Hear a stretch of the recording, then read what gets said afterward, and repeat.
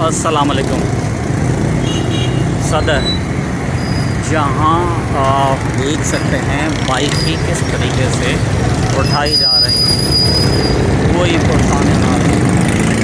जहाँ से भी बाइकों वाले जो है पीछे देखें, बाइकें भर भर के लेके आ रहे हैं मोबाइल। अगर नज़र आ रहा हो ये आप देखिए, कराची वालों के साथ ये दादागिरी। वाओ, ये वो काम है जो किया जा रहा है। क्या बात है कराची वालों, रुकते रहो पिटते रहो। वेरी गुड, माशाल्लाह बड़ी बाइक्स नज़र आ रही हैं और कराची वाले जिंदाबाद।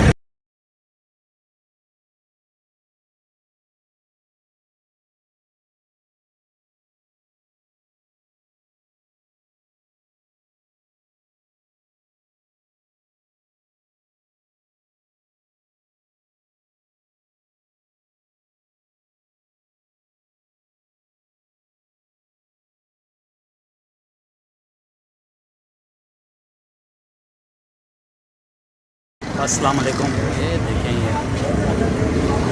ये फटा